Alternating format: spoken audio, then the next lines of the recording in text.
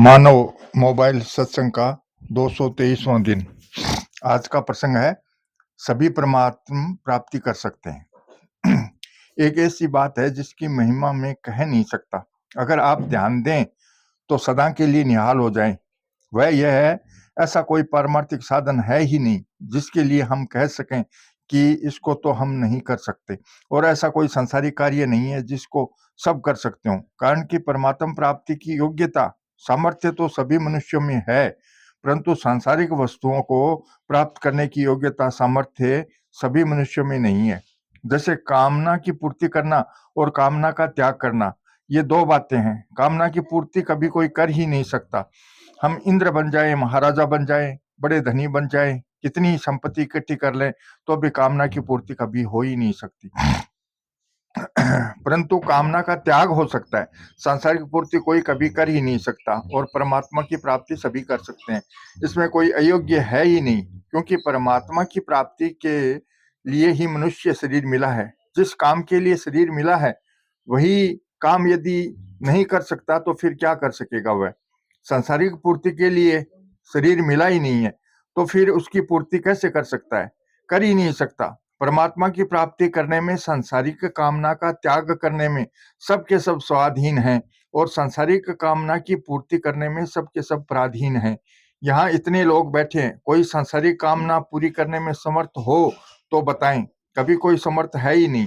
परंतु कामना का त्याग करने में, परमात्मा की प्राप्ति करने में सबके सब समर्थ हैं। कोई असमर्थ नहीं है, सबके सब पात्र हैं, कोई अपात्र नहीं है। सबके सब योग्य हैं, कोई अयोग्य नहीं है। सांसारिक वस्तुओं की प्राप्ति दो मनुष्यों को भी कभी एक समान नहीं होती, पर परमात्मा की प्राप्ति सबको एक समान होती है। पहले नारद, व्यास, सुखदेव आदि महात्माओं को जिस तत्व की प्राप्ति हुई है, उसी तत्व की प्राप्ति आज भी कोई करना चाहे तो कर सकता है। ब्राह्मण हो, क्षत्रिय हो, वैश्य हो अथवा शूद्र हो, ब्रह्मचारी हो, गृहस्थ हो, वानप्रस्थ हो अथवा सन्यासी हो, बीमार हो अथवा स्वस्थ हो, अनपढ़ हो अथवा पढ़ा लिखा हो, निर्धन हो अथवा धनवान हो, सबके सब परमात्मा की प्राप्ति के अधिकारी हैं। इसमें आप खूब शंका करें, शंका टिकेगी नहीं। सांसारिक वस्तुओं की प्राप्ति में कोई भी स्वतंत्र नहीं है, क्योंकि उनकी प्राप्ति दूसरों के अधीन है। दूसरे की अधीनता स्वीकार किए बिना, दूसरे की सहायता लिए बिना अकेला कोई सांसारिक भोगों को भोग ही नहीं सकता। परंतु परमात्मा की प्राप्ति अकेला ही कर सकता है, क्योंकि परमात्मा की प्राप्ति में किसी की सहायता की थोड़ी बहुत भी जरूरत नहीं है। परमात्मा की प्राप्ति में सबके सब स्वतंत्र हैं। पारमार्थिक बात बताने वाले भी हर समय तैयार हैं। दत्तात्रेय जी महाराज ने 24 गुरु बनाए, तो पारमार्थिक बात बताने वालों को ही गुरु बनाया, नहीं बताने वालों को वे गुरु कैसे बनाते? गुरु का कभी अभाव होता ही नहीं। बालकपन में खिलौनों की कामना होती है, पर आज खिलौने की कामना होती है क्या? इससे सिद्ध हुआ कि कामना छूटती है। यह आपके अनुभव की बात है। सांसारिक कामना टिक नहीं सकती। एक कामना छूटती है तो आप दूसरी कामना पकड़ लेते हैं। इस तरह है, आप नई नई कामना पकड़ते रहते हैं। अगर पकड़ना छोड़ दें तो निहाल हो जाएं। परमात्मा प्राप्ति की कामना तो कभी किसी की नहीं मिटती, केवल दब जाती है। जो कामना टिकती नहीं उसको तो पकड़ते रहते हैं, और जो कामना मिटती नहीं उसकी तरफ ध्यान ही नहीं देते। यह हमारी वस्तु स्थिति है। परमात्म प्राप्ति की कामना पूरी करने में आप सब सबल हैं, निर्बल नहीं है। परंतु सांसारिक कामना पूरी करने में आप सब निर्बल हैं, कोई सबल नहीं। श्रोता कहते हैं, संसार की इच्छा और परमात्मा की इच्छा दोनों बिल्कुल विपरीत होते हुए भी एक ही जगह रहती हैं क्या? स्वामी जी कहते हैं, दोनों इच्छाएं एक ही जगह होती हैं। जहां भोग की इच्छा है वहीं मोक्ष की भी इच्छा है।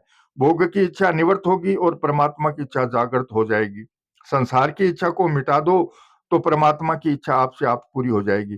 संसार की इच्छा कभी पूरी नहीं होगी। लाखों करोड़ों अरबों जन्म हो जाएंगे तो भी पूरी नहीं होगी। प्रत्युत नई नई पैदा होती रहेगी।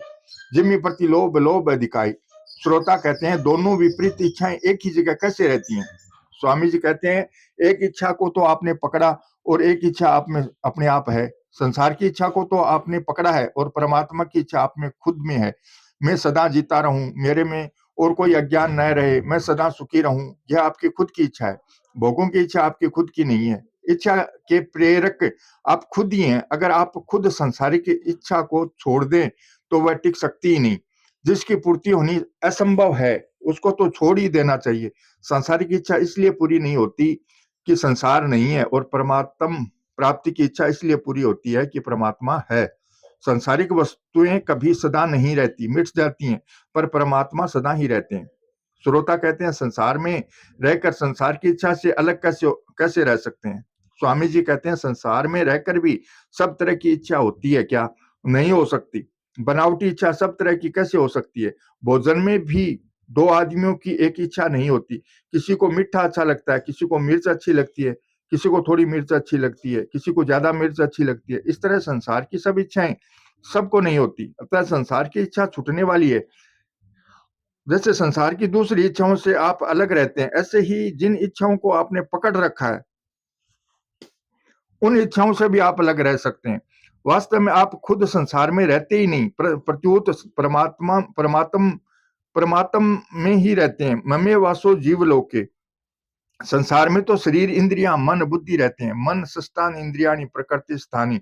जो आपके नहीं है, उन शरीर आदि को तो आप अपना मान लेते हैं, और जो आपके अपने हैं, उन परमात्मा को प्राप्त आप अपना नहीं मानते। यह खास भूल है। श्रोता कहते हैं, परमात्मा को देखे बिना अपना कैसे माने? स्वामी जी कहते हैं, आप खुद दिखते हो क्या? आप कहते हैं कि शरीर मेरा है, इंद्रिया मेरी है, मन मेरा है, बुद्धि मेरी है, तो इससे सिद्ध होता है कि आप शरीर, इंद्रिया, मन, बुद्धि से अलग हैं। अतः आप कैसे हैं? आप कैसे हैं? आपका रंग रूप कैसा है बताओ? आप खुद नहीं दिखते, फिर भी अपने को मानते हो कि नहीं? अभी तो बात चल रही है, उसकी तरफ आप ध्यान दो। जिस इच्छाओं की पूर्ति नहीं हो सकती, उसको तो छोड़ दो, और जिन इच्छाओं की पूर्ति हो सकती है, उसको पकड़ लो। इतनी ही तो बात है, सिद्धांत की एकदम पक्की बात है। यम लब्धवा चापरम लाभम मन्यते नादिकम ततः। जिसकी प्राप्ति से बढ़कर दूसरा कोई लाभ है ही नहीं, और दुख जिसके नजदीक ही नहीं पहुंचता, उसकी प्राप्ति आप सबको हो सकती है। परंतु यह तब होगी जब आप दूसरी संसारिक इच्छा नहीं रखोगे। अगर परमात्मा की इच्छा भी रहेगी और संसार की इच्छा भी रहेगी, तो काम नहीं बनेगा। दुविधा में दोनों गए, माया मिली न राम। श्रोता कहते हैं, भगवान सांसारिक कामना पैदा कर देते हैं। स्वामी जी कहते हैं, भगवान कभी किसी की कामना पैदा नहीं करते। नहीं करते। कामना तो आपकी अपनी बनाई हुई है। आप सच्चे हृदय से प्रार्थना करो तो भगवान मिटा देंगे। जिससे आप पर आफत आए, ऐसा काम भगवान नहीं करते, क्योंकि आप भगवान के अंश हैं। अंश ही अपने अंश का बिगाड़ कैसे कर सकता है? श्री कृष्ण गोविंद हरे मुरारी, हे नाथ नारायण वासुदेवा। जय श्री कृष्ण।